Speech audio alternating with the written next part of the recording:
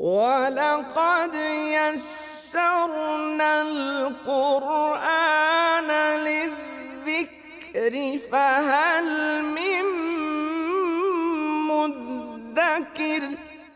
انما یرید اللہ، بے شک اللہ چاہتا ہے، لیذہب عنکم الرجس، تاکہ وہ تم سے ناپاکی کو دور کر دے، گندگی کو دور کر دے۔ اللہ چاہتا ہے کہ تم سے گندگی کو دور کر دے۔ اہل البیت، اے گھر والو، اے اہل بیت، اللہ چاہتا ہے کہ تم سے گندگی کو دور کر دے۔ وَيُطَہِّرَكُمْ تَطْہِیرًا، اور تمہیں پاک صاف کر دے، بالکل پاکیزہ بنا دے۔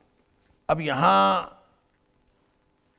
ایک بات چھوڑ کر کہ وَلَا تَبَرَّجْنَ تَبَرُّجَ الْجَاهِلِيَّةِ الْأُولَىٰ، اس کے علاوہ جتنی باتیں کہی گئی ہیں یہ کرنے والے کام کہے گئے ہیں۔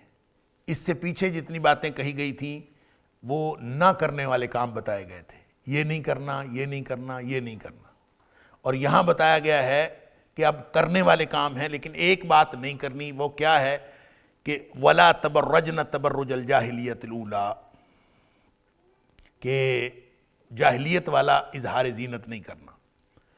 اور یہ بھی کس ضمن میں کہا وَقَرْنَ فِي بُيُوتِكُنَّ، اپنے گھروں میں ٹکی رہو۔ یہ جو کرنا ہے اس کے بارے میں اہل علم نے دو مختلف خیالات کا اظہار کیا ہے کہ یہ قرار سے ہے یا وقار سے ہے۔ اگر یہ وقارا یاقرو باب ضربہ سے ہوگا تو پھر اس کا وقار سے ہوگا، اس کا یعنی مادہ وقر ہی ہوگا، لیکن یہ وقار سے ہوگا۔ اور بعض نے کہا یہ قرر یقرو قرارن باب سمعہ سے ہے اور یہ قرار پکڑنے سے۔ اللہ اکبر۔ بہرحال یہ لغت کی بحث عام طور پہ میں کرتا نہیں ہوں، یہاں صرف میں اس لیے عرض کر رہا ہوں کہ اگر یہ باب ضربہ سے ہونا تو پھر کرنا نہیں ہو سکتا، کرنا ہونا چاہیے۔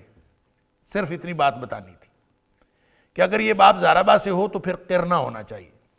یہ چونکہ کرنا ہے تو پھر اس کا مطلب یہ ہے یہ قرار سے ہے، اور قرار میں چونکہ دو را آتے ہیں، قرارا یعنی قرر یقرو قرارن، اس میں دو را آتے ہیں، تو اس سے جب فعل امر بنتا ہے تو وہ اصل میں اقررنا بنتا ہے، اقررنا۔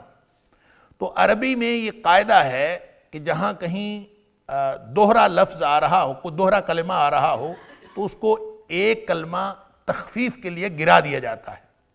جیسے ذللتو، اس کو زلتو کہہ دیا جاتا ہے زوا کے ساتھ، ذللتو کو ذللتا، ذللتا کو زلتا کہہ دیا جاتا ہے یا زلتا کہہ دیا جاتا ہے۔ تو اس کا مطلب یہ ہے کہ دو لام تھے، اس میں اس کو ایک کر دیا تخفیف کے لیے، عربی کا قاعدہ موجود ہے۔ تو یہ ایک را ختم کیا اقررنا سے، اور وہ جو را کے اوپر زبر تھا وہ قاف کو دے دیا، تو پھر پچھلا حمزہ بھی ختم ہو گیا اور یہ بن گیا کرنا۔ تو کرنا کا معنی ہے قرار پکڑو گھر میں، قرن فی بیوتکن، اپنے گھروں میں قرار پکڑو۔ اور یہ ایک ایسا حکم ہے جو خواتین کے، مسلم خواتین کے دائرہ کار کا تعین کرتا ہے کہ جو خواتین ہیں ان کا دائرہ کار گھر ہے۔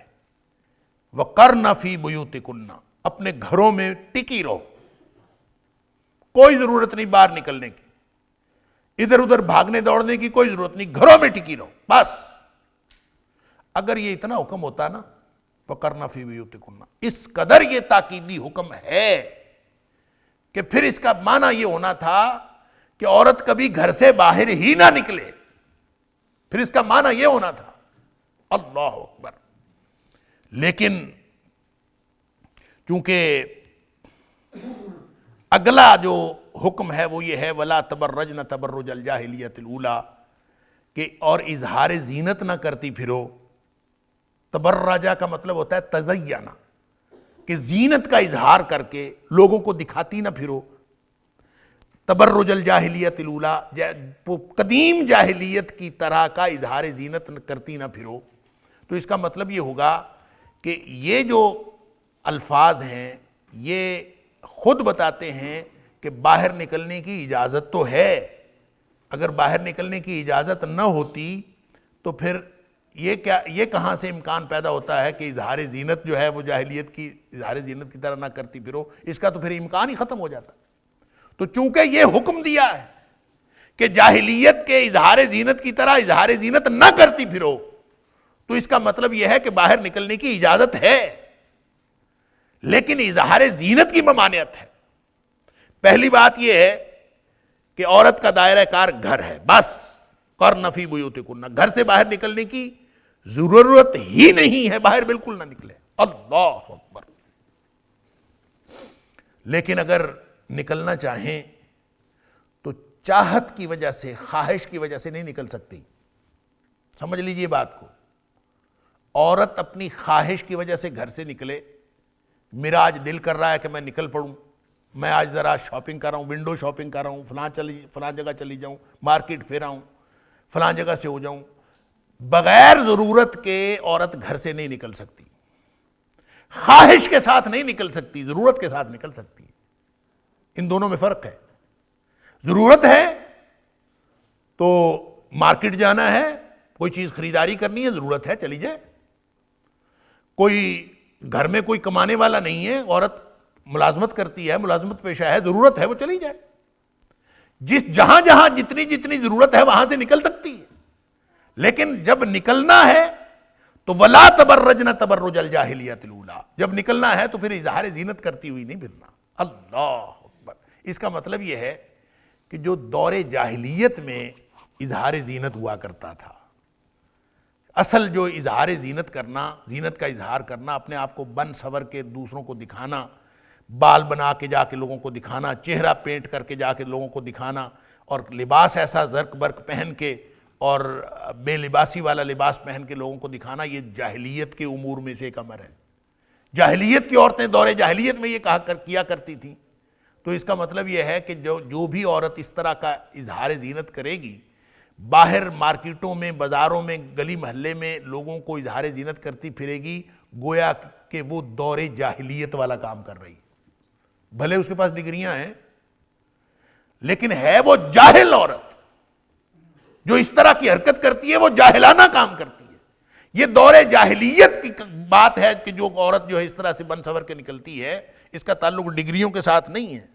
تو جاہلیت جو ہوتی ہے وہ قدیم ہو یا جدید ہو، ایک جیسی ہوتی ہے۔ جاہلیت جاہلیت ہوتی ہے۔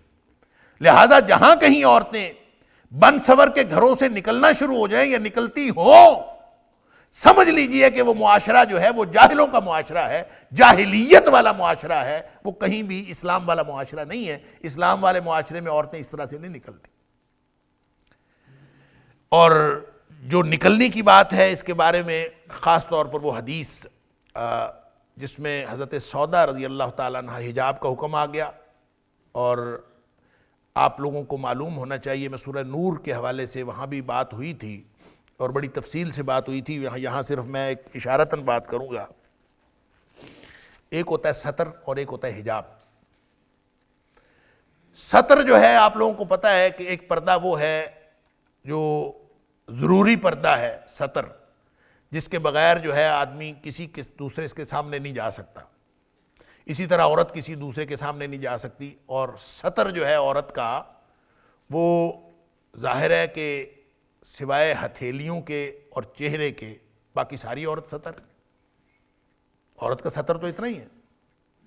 اور جب حجاب کا حکم آیا تو اس کا مطلب ہے جب حجاب کا حکم آیا تو ایکسٹرا حکم آیا نا، اس سے زائد حکم آیا نا۔ جب اس سے زائد حکم آیا تو اس کا مطلب ہے چہرے کا پردہ بھی ہو گیا۔ لہذا چہرے کا پردہ، حجاب کا حکم جو ہے وہ یہ بتاتا ہے کہ عورت کو جو ہے وہ چہرے کا پردہ کرنا چاہیے۔ میں نے سورہ نور میں بڑی تفصیل سے بات کی تھی۔ حضرت سودا رضی اللہ تعالیٰ، یہاں پہ جو میں بات عرض کر رہا تھا کہ حضرت سودا رضی اللہ تعالیٰ عنہ وہ باہر نکلیں کسی ضرورت سے، کسی حاجت سے، تو چونکہ ان کی جسامت ذرا فربا تھی تو حضرت عمر فاروق رضی اللہ تعالیٰ نے پہچان لیا کہ یہ حضرت سودا ہے۔ تو حضرت عمر فاروق رضی اللہ تعالیٰ عنہ نے یہ کہا حضرت سودا کو کہ تم پہچانی جا رہی ہو، اور سورہ نور میں یہ کہا گیا ہے کہ تم اس طرح سے نکلا کرو کہ تم پہچانی نہ جاؤ، باہر عورتوں اس طرح نکلو کہ تم پہچانی نہ جاؤ، تو تم تو پہچانی جا رہی ہو، لہذا تمہیں نکلنا نہیں چاہیے باہر۔ تو بڑی پریشان ہوئیں اور واپس آ گئیں اپنے گھر، اور نبی کریم صلی اللہ علیہ وآلہ وسلم کو آ کے بتایا کہ عمر فاروق رضی اللہ تعالیٰ عنہ نے مجھے تو اس طرح کہا ہے اور میں واپس آ گئی ہوں، تو مجھے کیا کرنا چاہیے؟ اللہ اکبر۔ حدیث میں آتا ہے کہ نبی کریم صلی اللہ علیہ وسلم کھانا تناول فرما رہے تھے، اور نبی پاک صلی اللہ علیہ وسلم کے ہاتھ میں بوٹی تھی، اور نبی پاک صلی اللہ علیہ وسلم تناول فرمانا چاہ رہے تھے کہ اتنے میں آ کے حضرت سودا رضی اللہ تعالیٰ عنہ نے یہ بات کہی، تو نبی پاک صلی اللہ علیہ وسلم اسی طرح بوٹی پکڑے پکڑے بیٹھے رہے، تو وحی کا نزول شروع ہو گیا۔ پھر وحی آئی، اور پھر نبی پاک صلی اللہ علیہ وسلم نے فرمایا، بخاری شریف کی حدیث ہے، نبی پاک صلی اللہ علیہ وسلم فرمایا انہو قد اذن لکن ان تخرجن لحاجتکن، کہ اللہ کی طرف سے تمہیں اجازت دی گئی ہے کہ تم اپنی حاجت کے لیے گھر سے باہر نکل سکتی ہو، بھلے چادر لینے کے باوجود پہچانی جاؤ تو کوئی حرج نہیں ہے، کہیں کوئی پہچانی جا سکتی ہے، کہیں کوئی پہچانی نہیں جا سکتی، تو یہ تو اللہ کی طرف سے ہے، لیکن اپنا جو چادر لے کے اپنے آپ کو اتنا چھپانا ہے کہ پہچانی نہ جاؤ۔ وَلَقَدْ يَسَّرْنَا الْقُرْآنَ لِلذِّكْرِ فَهَلْ مِن مُدَّكِرٍ وَلَقَدْ يَسَّرْنَا الْقُرْآنَ لِلذِّكْرِ فَهَلْ مِن مُدَّكِرٍ۔ اور سمجھ ہی نہ آئے کسی کو کہ کون خاتون کون، یہ 10 خواتین جا رہی ہوں تو ان میں سے کون سی خاتون کون ہے، کسی کو سمجھ ہی نہ آئے، اس طرح بن کے نکلنا چاہیے۔ لیکن چونکہ باہر نکلنے سے عورتیں جو ہیں ان کا وجود، کسی کا لمبا قد ہے، کسی کا چھوٹا قد ہے، کسی کوئی فربا ہے، کوئی کسی طرح کا پتلی جسامت رکھتی ہے، تو پہچانی تو جاتی ہے، کسی نہ کسی طرح سمجھ آ جاتی ہے۔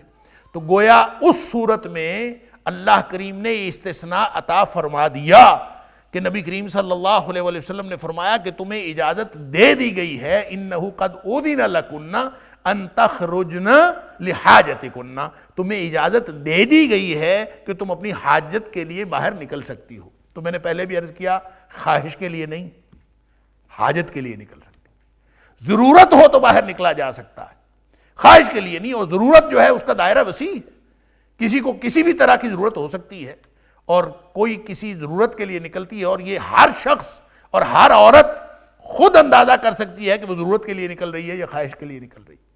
جو خواہش کے لیے نکلے گی وہ اللہ اور اس کے رسول صلی اللہ علیہ وسلم کے حکم کی نافرمانی کرے گی، اور جو ضرورت کے لیے نکلے گی اس کو بھی یہ خاص طور پر تنبیہ ہے کہ وَلَا تَبَرَّجْنَ تَبَرُّجَ الْجَاهِلِيَّةِ الْأُولَىٰ، کہ کبھی بھی جاہلیت میں جیسے عورتیں اظہار زینت کر کے نکلا کرتی تھیں، تم نے ویسے اظہار زینت کرتے ہوئے نہیں نکلنا۔ اظہار زینت، دیکھیں، زینت اختیار کرنا اور زینت کا اظہار کرنا یہ منع نہیں ہے، اپنے شوہر کے لیے کریں، گھر میں رہ کے کریں، اور لیکن لوگوں کے اوپر جب اظہار کرتی ہے یہ تبرج ہوتا ہے۔ تبرج کا مطلب یہ ہے اظہار زینت، زینت اختیار کرنا منع نہیں ہے، عورت اختیار کرے اور گھر میں رہ کے کرے، لیکن جب وہ اظہار کرے گی لوگوں کے سامنے تو یہ تبرج ہوگا، اور تبرج جو ہے وہ سوائے جاہلیت کی عورتوں کے کبھی اور نہیں ہوا کرتا تھا، اسلام میں آ کے کبھی کسی نے نہیں دیکھا کہ اس طرح سے عورتیں کرتی تھی، لہٰذا منع کر دیا ایک حوالہ دے کر کہ جب بھی کبھی آئندہ قیامت تک عورتیں بن سور کے نکلا کریں گی تو وہ گویا جاہلیت کی اس رسم کی کا اعادہ کریں گی اور اس سنت کی پیروی کریں گی جیسی جاہلیت کی عورتیں کیا کرتی تھیں۔ یہ بات میں پہلے عرض کر چکا ہوں کہ جاہلیت اور جہالت میں تھوڑا سا فرق ہوتا ہے۔ ایک جہالت ہے، جہالت کا مادہ بھی جہل ہے، اور جاہلیت کا مادہ بھی جہل ہے۔ فرق ان دونوں میں صرف یہ ہے کہ جہل جو ہے وہ لا علمی کا نام ہے، لا علمی علم آنے سے ختم ہو جاتی، لیکن جاہلیت لا علمی کی بنیاد پر جو انسان کا کردار بن جاتا ہے اور جو رویہ پیدا ہوتا ہے اس رویے کا نام جاہلیت ہے، اور وہ کسی شخص کا کردار ہو سکتا ہے، وہ قوموں کا کردار ہو سکتا ہے، اور جہالت ختم ہو جاتی ہے علم آ جانے سے، لیکن جاہلیت ختم نہیں ہوتی علم آ جانے سے۔ جاہلیت جو ختم ہونی ہے، جاہلیت کو ختم کرنے کے لیے محنت کرنی پڑتی، اس کے لیے ریاضتیں اور مجاہدے کرنے پڑتے ہیں، اس کے لیے مسلسل ایک رہنما کو رہنمائی کرنی پڑتی ہے، مسلسل ایک ٹریک پہ لے کے جانا پڑتا ہے۔ وہ جو صدیوں کی یا دہائیوں کی لرننگ ہوئی ہوتی ہے، اس کو ڈی لرننگ کرنی پڑتی ہے، پھر جا کے وہ جاہلیت سے نکلتے ہیں۔ اس لیے نبی پاک صلی اللہ علیہ وسلم پر جب قرآن نازل ہونا شروع ہوا تو جہالت تو ختم ہو گئی نا، جب قرآن آ گیا، علم کی روشنی آ گئی، قرآن آ گیا، جہالت تو ختم ہو گئی، جاہلیت ختم نہیں ہوئی۔ جاہلیت ختم ہونے کو 23 برس لگے۔ نبی پاک صلی اللہ علیہ وسلم نے خطبہ حجۃ الوداع کے موقع پر آپ نے فرمایا تھا، الا ان امر الجاہلیت تحت قدمی ہاتین، آج جاہلیت کے سارے امور آج میرے دونوں قدموں کے نیچے ہیں۔ گویا نبی پاک صلی اللہ علیہ وسلم نے بھی جاہلیت جب ختم کی تو ان کو 2 دہائیاں لگیں جاہلیت ختم کرنے کے لیے۔ اس لیے جو قوموں کی زندگی میں جاہلیت ختم ہوتی ہے تو وہاں پہ ہادی اور رہنما اٹھنے ہوتے ہیں، اور رہنماؤں کو رہنمائی کرنی ہوتی ہے، لوگوں کو ہدایت دینی ہوتی ہے، لوگوں کو سیدھے رستے کا درس نہیں دینا ہوتا، بلکہ ان کو اصرار کے ساتھ لَتَأْمُرُنَّ بِالْمَعْرُوفِ وَلَتَنْهَوْنَ عَنِ الْمُنْكَرِ، لازمی طور پر نیکی کا حکم دینا پڑتا ہے، لازمی طور پر برائی سے منع کرنا پڑتا ہے، لوگوں کو برائی سے روکنا پڑتا ہے، ان کا ہاتھ پکڑنا پڑتا ہے، پھر جا کے دہائیوں میں جا کے لوگوں کا رویہ تبدیل ہوتا ہے، وگرنہ جاہلیت تو ختم نہیں ہوتی۔ اور فرما دیا کہ وَلَا تَبَرَّجْنَ تَبَرُّجَ الْجَاهِلِيَّةِ الْأُولَىٰ، جس قوم میں یہ اس حکم کا نہ کوئی سمجھنے والا ہو اور نہ اس کے اوپر عمل کرنے والا ہو، پھر وہ سمجھیں کہ ہمارا معاشرہ اسلامی معاشرہ ہے، اس سے بڑی جہالت اور کیا ہوگی۔ وہ اسلامی معاشرہ نہیں ہے، وہ جاہلیت کا معاشرہ، وہ چاہے قدیم معاشرت ہو چاہے وہ جدید معاشرت ہو۔ وَلَا تَبَرَّجْنَ تَبَرُّجَ الْجَاهِلِيَّةِ الْأُولَىٰ، اللہ اکبر۔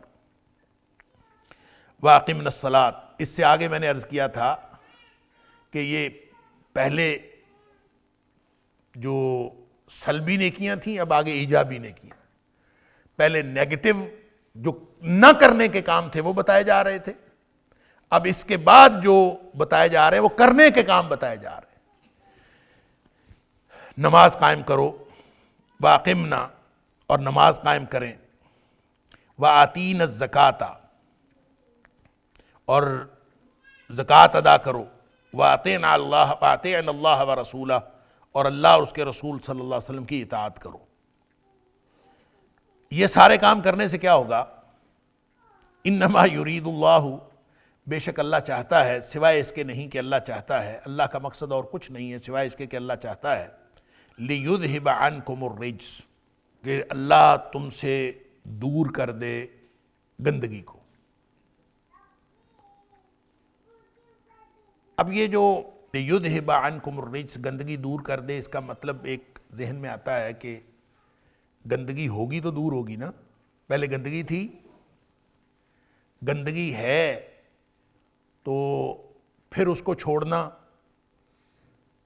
لیذھب عنکم الرجس، تم سے گندگی دور کر دے، تو نعوذ باللہ من ذالک، کیا اس کا مطلب یہ بنتا ہے؟ آگے پھر اہل البیت کی جو بحث ہے، گھر والوں کی، گھر والے کون کون ہیں وہ اگلی بات ہے، لیکن نبی پاک صلی اللہ علیہ وسلم کے اہل بیت کو یہ کہا جا رہا ہے کہ آپ سے گندگی دور کر دے، کیا نعوذ باللہ من ذالک وہاں کوئی گندگی تھی؟ نہیں تھی، ہرگز نہیں تھی۔ لہذا اذہب یذہب ہو یا تارک یترک ہو، کوئی بھی اس طرح کا جو قرآن میں یا کسی بھی جگہ جو اس طرح کے الفاظ آتے ہیں تو اس کا مطلب دور کرنا لازمی طور پر نہیں ہوتا کہ وہ پہلے موجود ہو، بلکہ اس کا مطلب بچے رہنا ہوتا ہے، تاکہ بچا لے اللہ تم کو گندگی سے۔ اور اس کی مثال ہے قرآن حکیم کے اندر، انی ترکت ملت قوم، میں نے ایسی قوم کا دین چھوڑا ہے، لا یؤمنون باللہ، کہ جو اللہ پر ایمان نہیں رکھتے تھے اور آخرت کا کفر کرتے تھے، میں نے ان کو چھوڑا ہے۔ تو جب نبی کہہ رہا ہو کہ میں ان کا دین کو چھوڑ کے آ رہا ہوں جو اللہ پر ایمان نہیں رکھتے تھے اور کفر کرتے تھے، تو اس کا مطلب ہے نعوذ باللہ من ذالک، کیا نبی جو ہے وہ پہلے ان کے ساتھ تھا اب چھوڑ کے آیا ہے؟ نہیں، میں بچ کے آیا ہوں۔ اس کا معنی کیا ہوگا؟ میں ایسی قوم سے بچ کے آ گیا ہوں۔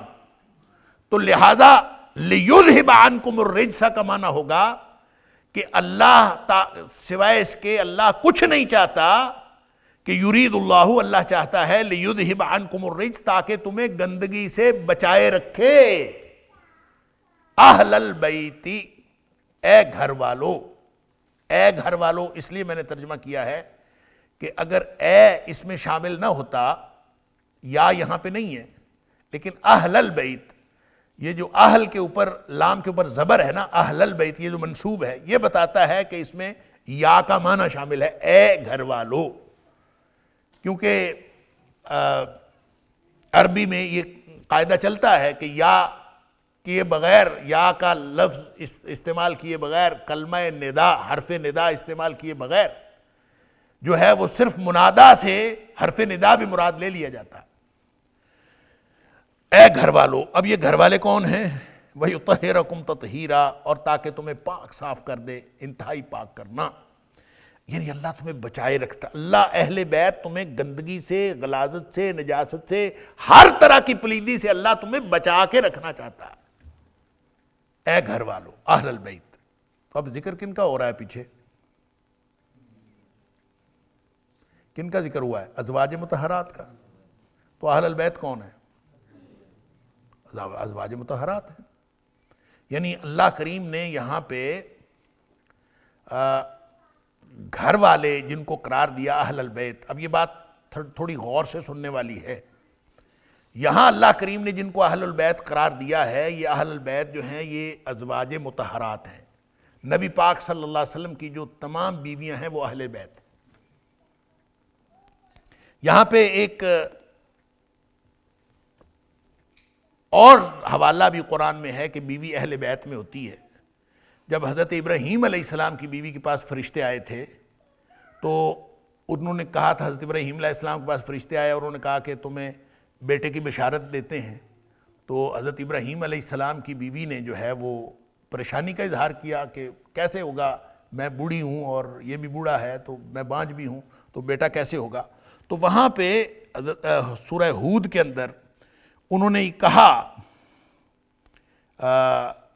یعنی فرشتوں نے کہا تھا کہ تم تعجب کرتی ہو، اتعجبین من امر اللہ، کیا تم اللہ کے حکم سے حیرانی کا اظہار کر رہی ہو؟ رحمت اللہ وبرکاتہ علیکم اہل البیت، وہاں بھی یہی بات کہی تھی کہ اے گھر والو تمہارے اوپر اللہ کی رحمت ہوئی ہے اور اللہ کی برکتیں ہوئی ہیں تمہارے اوپر۔ یہ کس کو جواب دیا تھا؟ حضرت ابراہیم علیہ السلام کی بیوی کو۔ تو ان کو جواب دیا، گویا بیوی اہل بیت میں شامل تھی۔ ایک اور بات جو یہاں پہ کہی جاتی ہے کہ یہاں لِيُذْهِبَ عَنْكُمُ الرِّجْسَ، یہ جو کم کہا گیا ہے نا، کم آتا ہے جمع کے لیے اور مذکر کے لیے، تو اگر یہ بیویوں کے لیے ہوتا، ایک اعتراض کیا جاتا ہے، اگر یہ بیویوں نبی پاک صلی اللہ علیہ وسلم کی بیویوں کے لیے ہوتا تو یہاں یہ کہا جاتا انکن، یہاں انکن ہونا چاہیے تھا، انکن الرجس، کیونکہ پیچھے جو ہے وہ یقنت من کن، یہ صیغہ استعمال کیا گیا ہے، تو یہاں من انکم جو استعمال کیا گیا اور وہ یطہرکم جو استعمال کیا گیا، تو کم جو ہے یہ تو مذکر کے لیے آتا ہے، یہ مؤنث کے لیے ہے ہی نہیں، تو پھر اہل بیت جو ہیں وہ کس وجہ سے بیویاں ہو گئیں؟ یہ تو بیویاں اگر ہوتی تو کن نہ ہوتا۔ یہ ایک اعتراض کیا جاتا ہے۔ اس اعتراض کا جواب بھی یہ ہے کہ قرآن میں جہاں کہیں بھی اور عربی زبان میں کم جب بھی استعمال کیا جاتا ہے اس میں مذکر مؤنث، مذکر بھی شامل ہوتا ہے، مذکر مؤنث دونوں بھی شامل ہوتے ہیں۔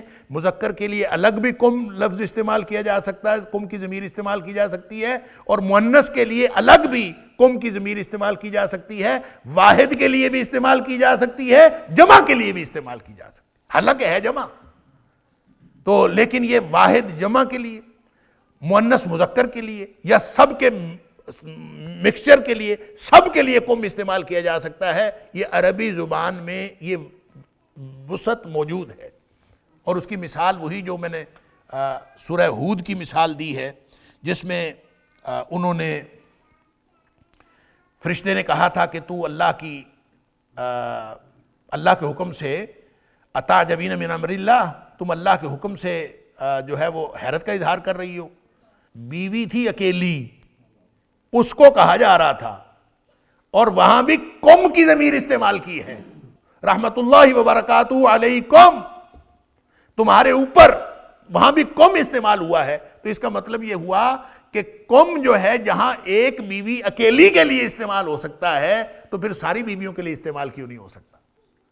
تو اس کا مطلب یہ ہوا کہ اہل البیت سے مراد نبی کریم صلی اللہ علیہ وسلم کی ازواج مطہرات ہیں. یہاں تک بات سمجھ میں آ گئی؟ ایک اور دلیل اس کی سنیے. بخاری شریف کے اندر نبی پاک صلی اللہ علیہ وسلم نے فرمایا، جب حضرت عائشہ صدیقہ رضی اللہ تعالیٰ عنہ کے اوپر بہتان لگا تھا، اللہ اکبر، تو اس وقت نبی پاک صلی اللہ علیہ وسلم نے خطبے کے دوران ایک بات ارشاد فرمائی تھی کہ آپ نے فرمایا کہ یا معاشر المسلمین، اے سارے مسلمانوں، من یعذرنی من رجل، کوئی شخص اس بندے سے مجھے بچائے گا، کون ہے جو اس کے سامنے میری حمایت کرے اور میرے لیے اس کا مقابلہ کرے. قد بلغنی اذاہ فی اہل بیتی، جس کی دی ہوئی تکلیف اب میرے گھر والوں تک پہنچ گئی ہے. قد بلغنی اذاہ فی اہل بیتی، اب اس کی پہنچائی ہوئی جو تکلیف ہے وہ میرے گھر والوں تک پہنچ گئی ہے. تو یہاں حضرت عائشہ صدیقہ رضی اللہ تعالیٰ عنہ پر الزام لگا تھا، اور نبی کریم صلی اللہ علیہ وسلم فی اہل بیتی کو جو ذکر فرما رہے ہیں، حضرت عائشہ صدیقہ رضی اللہ تعالیٰ عنہ کے لیے فرما. اس کا بھی مطلب یہ ہوا کہ جو بیویاں ہوتی ہیں وہ اہل بیت ہوتی ہیں. اب یہ ساری بات کرنے کے بعد یہ نہ سمجھیں کہ وہ جو دوسرا موقف ہے کہ حضرت علی رضی اللہ تعالیٰ عنہ، حضرت فاطمہ رضی اللہ تعالیٰ عنہ اور حضرت حسین اور حسنین کریمین، یہ چاروں اہل بیت ہیں. یہ ایک دوسرا موقف ہے. اہل بیت تو وہ چاروں. اس سے یہ جو میں نے اب تک گفتگو کی ہے، اس کا مطلب یہ ہرگز نہیں ہے کہ وہ چاروں اہل بیت نہیں ہیں. وہ چاروں بھی اہل بیت ہیں.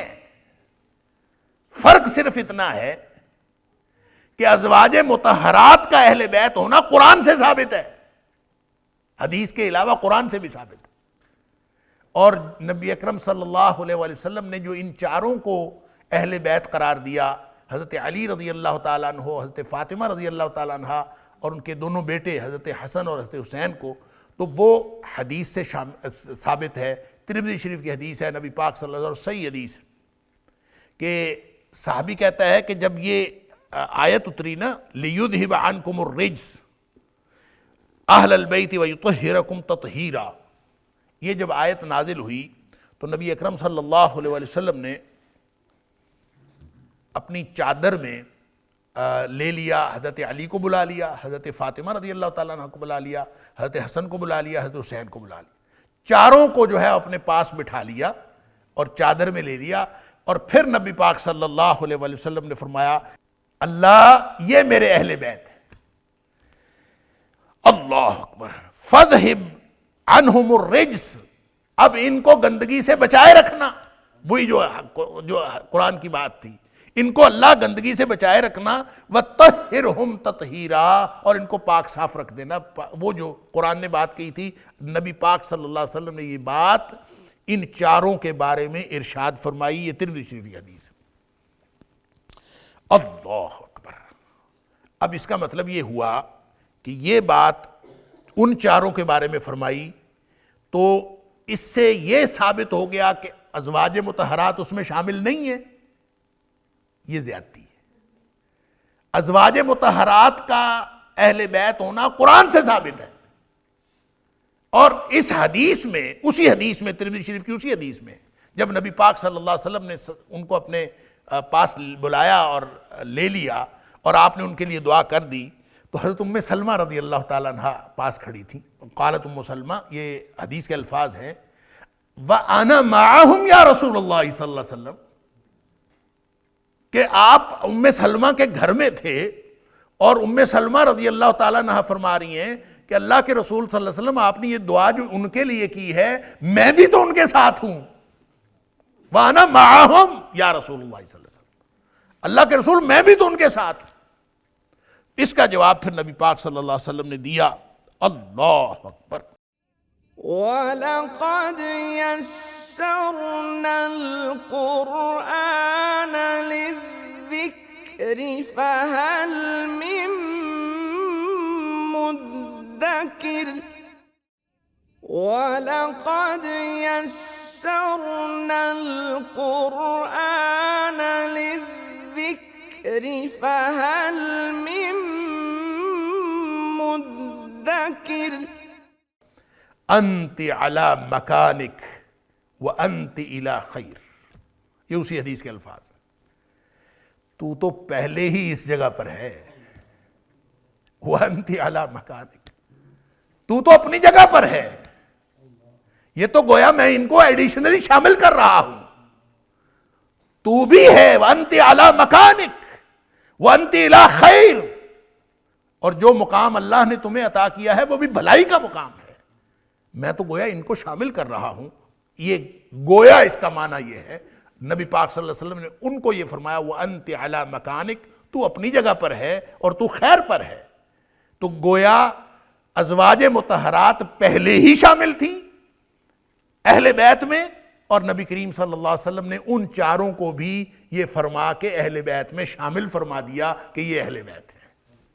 یہ ہے پوری اس بحث کا خلاصہ کہ وہ جو چاروں ہیں ہماری آنکھوں کے تارے ہیں، اور ان چاروں کو بھی نبی پاک صلی اللہ علیہ وسلم نے حضرت علی رضی اللہ تعالیٰ عنہ، حضرت فاطمہ رضی اللہ تعالیٰ عنہ، حضرت حسین رضی اللہ تعالیٰ عنہ، حضرت حسن، یہ چاروں بھی اہل بیت ہیں اور ازواج مطہرات بھی اہل بیت ہیں. یہ الگ الگ کرنا یہ زیادتی ہے اور یہ قرآن کے مفہوم کے خلاف ہے اگر ہم یہ کہیں کہ اہل بیت میں جو ازواج مطہرات ہیں وہ شامل نہیں ہیں.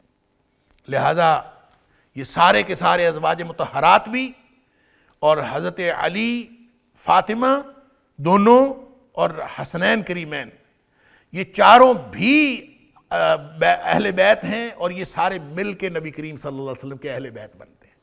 ان سب کا جو مقام و مرتبہ ہے وہ اللہ نے جو مقام و مرتبہ ان کا بنایا ہے وہ سب کا مقام و مرتبہ ہے. اس لیے یہ کہنا کہ وہ چار اس حدیث کے اندر بس مخصوص ہو گئے، وہ یقیناً وہ مخصوص ہو گئے، ان کو نبی کریم صلی اللہ علیہ وسلم نے اپنے پاس بٹھایا، وہ اہل بیت ہیں. لیکن قرآن کے اس مفہوم میں اہل بیت میں ازواج مطہرات بھی شامل.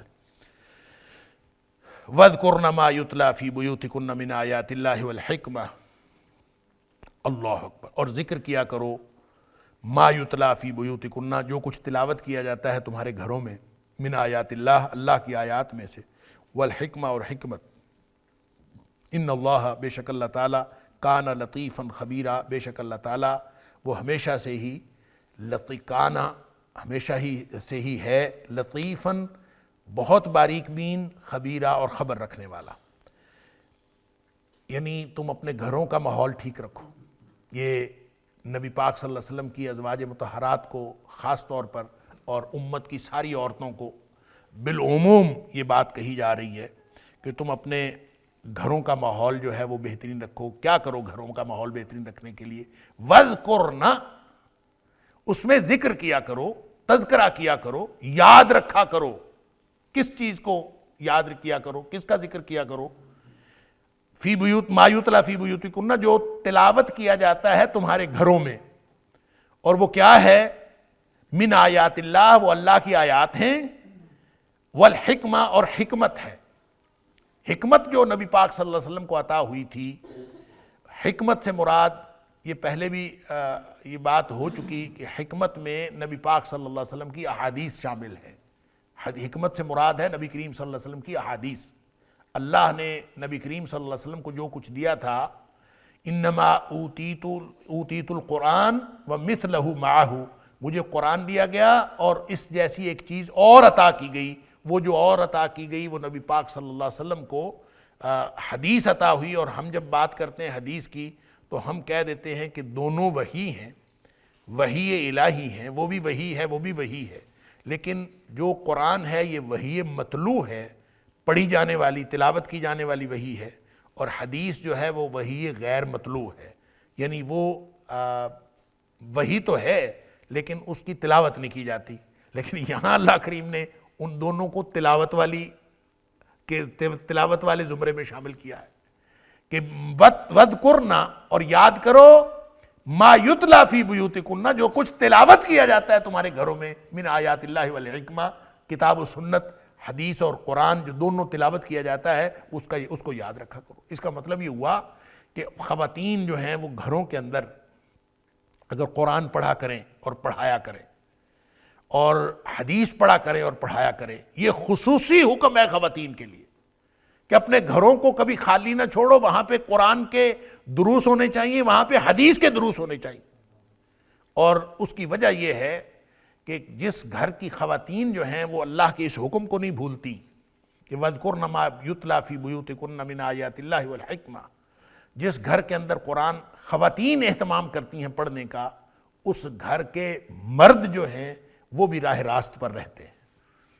یعنی مردوں کے راہ راست پر رکھنے کے لیے بھی یہ بہت ایک اعلیٰ نسخہ ہے جو اللہ کریم نے ازواج مطہرات کو اور ان کے ذریعے سے پوری امت مسلمہ کی خواتین کو بتا دیا کہ اپنے گھروں کے اندر جو ہے وہ اللہ کی آیات اور نبی پاک صلی اللہ علیہ وسلم کے جو فرامین ہیں ان کا جاری رکھا کرو، مذاکرہ جاری رکھا کرو۔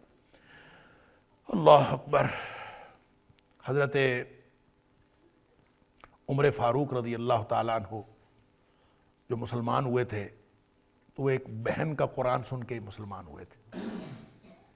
بہن نے قرآن کا اہتمام کیا تھا، قرآن پڑھنے کا اہتمام کیا تھا، تو ایک ایسا سخت گیر آدمی جو کسی کی بات تک نہیں سنتا تھا وہ مسلمان ہو گیا۔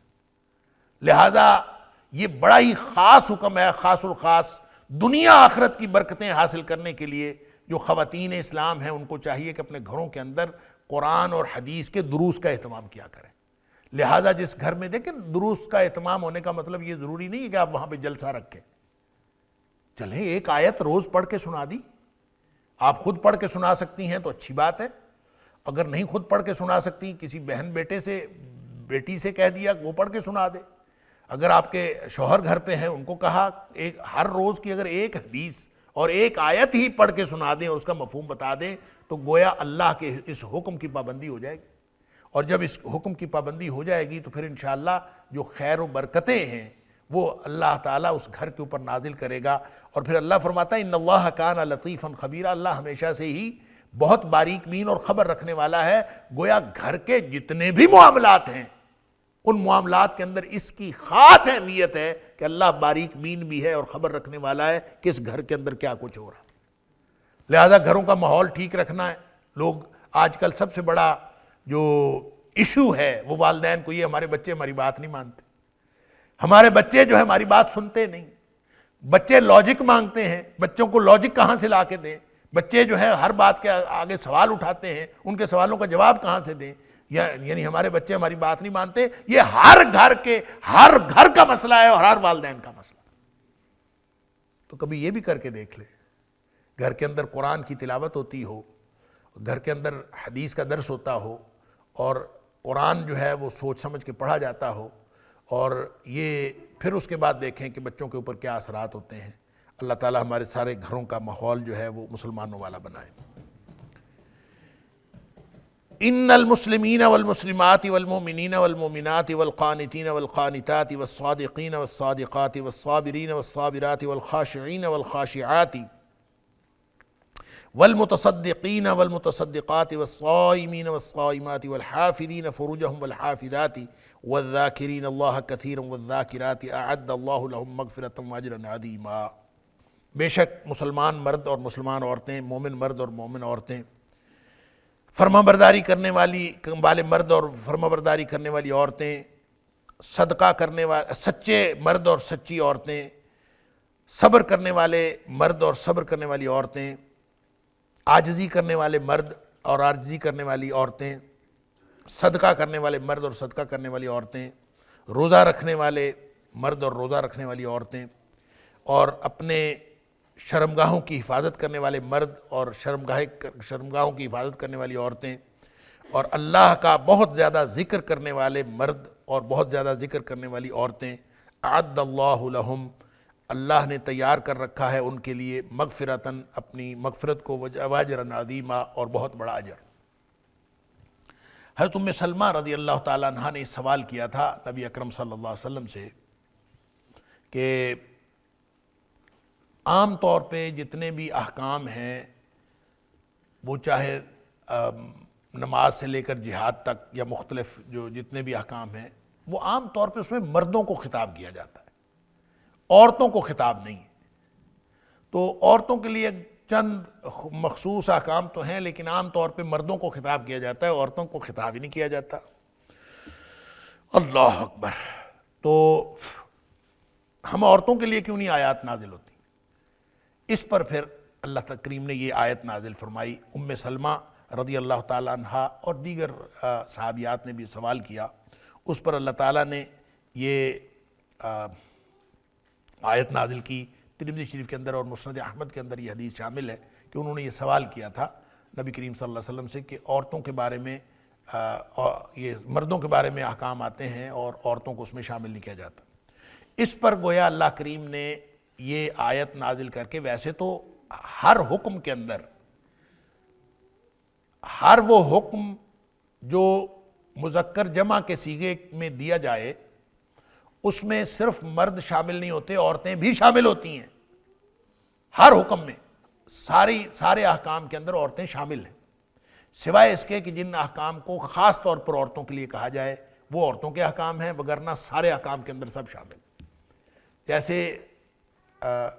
ہمارے ہاں یہ جو حدیث ہے نا، طلب العلم فریضۃ علی کل مسلم، ہم بھی شاید سمجھتے ہیں کہ مسلم کے اندر جب ہم کہتے ہیں علی کل مسلم، ہر مسلمان پر فرض ہے، تو مسلم کے اندر مسلم مرد بھی شامل ہے، مسلم عورت بھی شامل ہے۔ لیکن ہمارا جدید ذہن جو ہے وہ شاید یہ سمجھتا ہے کہ عورت کو نظر انداز کیا گیا ہے، اور وہ مسلم کے ساتھ وَمُسْلِمَةٌ بھی لگا دیتا ہے، حالانکہ مسلم کے اندر مسلم مرد اور مسلم عورت سب شامل ہے۔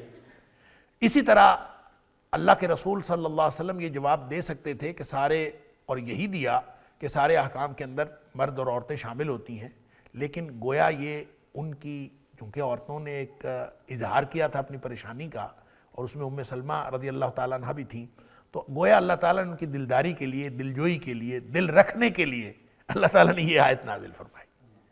اور یہ آیت جو ہے، اس کا مفہوم یہ ہے کہ اللہ کی عبادت میں اور اخروی اجر میں سب مرد عورتیں برابر ہیں، چاہے کسی کا ذکر ہو چاہے نہ ہو، صرف عورتوں کا ذکر ہو یا صرف مردوں کا ذکر ہو، عبادت الہی اور اخروی اجر میں کھلا میدان ہے سب عورتوں کے لیے اور سب مردوں کے لیے، اور جو بھی وہ کریں گے اللہ تعالیٰ نے ان کے لیے اجر تیار کر رکھا ہے۔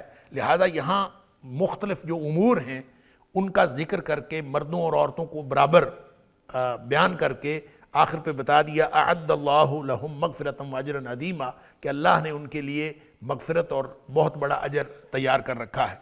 اور یہ گویا ان کی دلجوئی کے لیے تھا کہ بے شک مسلمان مرد اور مسلمان عورتیں، بے شک مومن مرد اور مومن عورتیں۔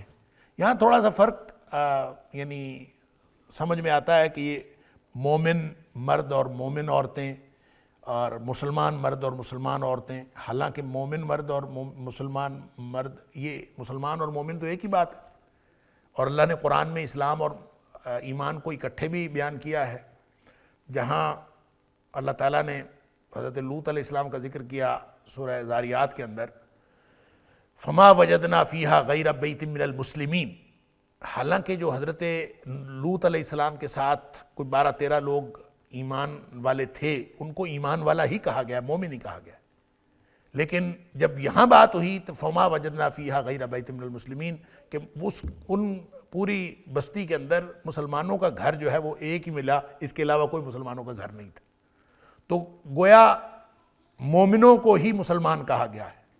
تو یہ بحث کہ اسلام اور ایمان میں کیا فرق ہے، اور اسلام کیا ہوتا ہے، مسلمان کیا ہوتا ہے، مسلمان کیا ہوتا ہے اور مومن کیا ہوتا ہے، یہ بحث انشاءاللہ سورہ حجرات میں بھی آئے گی، وہاں پہ تفصیل سے اس کے اوپر بات ہوگی۔ لیکن یہاں اتنا سمجھ لیجئے کہ ہر مسلمان جو ہے وہ مومن نہیں ہوتا، ہر مومن مسلمان ہوتا ہے۔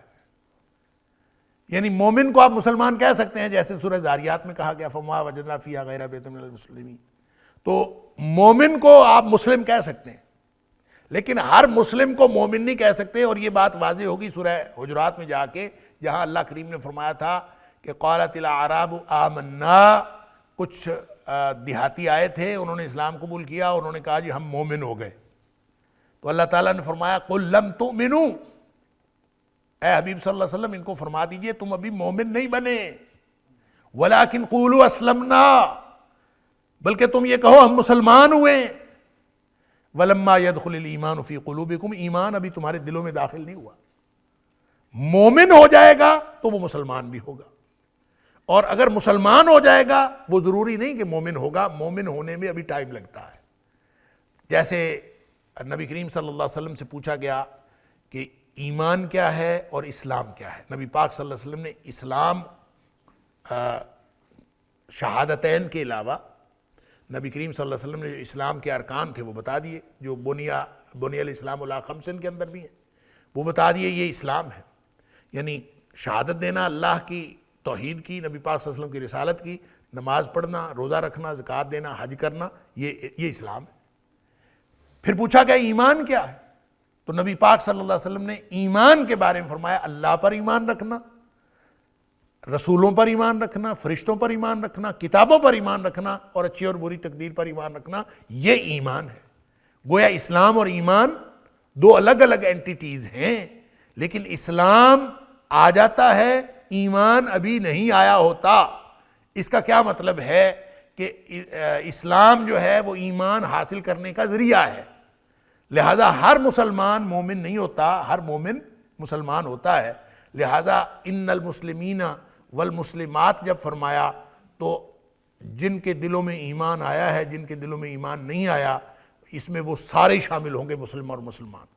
مومن اور مومنات خاص لوگ ہیں جن کے دلوں میں ایمان آ چکا ہوتا ہے، لہٰذا ان کو سب کو برابر برابر قرار دے کے کہ مسلمان مرد اور مسلمان عورتیں، مومن مرد اور مومن عورتیں، فرما برداری کرنے والے مرد اور ہوں یا چاہے فرما برداری کرنے والی عورتیں ہوں، سچ بولنے والے مرد ہوں یا سچ بولنے والی عورتیں ہوں، صبر کرنے والے مرد ہوں یا صبر کرنے والی عورتیں ہوں، عاجزی کرنے والے مرد ہوں یا عاجزی کرنے والی عورتیں ہوں، صدقہ کرنے والے مرد ہوں یا صدقہ کرنے والی عورتیں ہوں، روزہ رکھنے والے مرد ہوں یا روزہ رکھنے والی عورتیں ہوں، اور اپنے شرمگاہوں کی حفاظت کرنے والے مرد ہوں یا شرمگاہوں کی حفاظت کرنے والی عورتیں ہوں، اللہ کا ذکر کرنے والے مرد ہوں بہت زیادہ، اور بہت زیادہ اللہ کا ذکر کرنے والی عورتیں ہوں، جو بھی ہوگا عمل کے اعتبار سے میدان کھلا ہے، چاہے وہ مومن ہو، چاہے وہ مومن ہو، چاہے مومنہ ہو، اللہ تعالیٰ نے اس کے لیے کھلا میدان رکھا ہے۔ عبادت کے اندر کوئی پابندی، کوئی قدغن نہیں ہے۔ اعد اللہ لہم مغفرۃ واجرا عظیما، اور آخرت میں اللہ تعالیٰ نے ان کو اجر بھی اسی طرح سے، اسی نسبت سے دیا ہے۔ لہٰذا میں نے عرض کیا کہ عبادت الہی اور اخروی اجر میں سب برابر ہے۔ ہاں بعض احکام کے اندر مرد جو ہیں وہ جہاد کے لیے چلے جاتے ہیں، عورتوں کے لیے جو ہے وہ حج کر لینا ہی جہاد کے برابر قرار پاتا ہے، اور بعض مخصوص جو دائرہ کار ہے عورتوں کا وہ ان کو بتا دیا جاتا ہے، اور جو مرد ہیں ان کا دائرہ کار اگر کوئی خاص ہو عورتوں سے تو وہ الگ بتا دیا جاتا ہے، وگرنہ جب بھی کوئی حکم دیا جاتا ہے تو عبادت کے حوالے سے اور اخروی اجر کے حوالے سے سب شامل ہیں، اس میں مردوں اور عورتوں میں کوئی فرق نہیں، اللہ تعالیٰ نے یہ کھلا میدان رکھا ہے۔ اللہ تعالیٰ مجھے اور آپ کو، ہم سب کو قرآن سمجھنے اور عمل کرنے کی توفیق عطا فرمائے۔ وآخر دعوانا ان الحمد للہ رب العالمین۔ إن هذا القرآن يهدي للتي هي أقوم ويبشر المؤمنين الذين يعملون الصالحات أن لهم أجرا كبيرا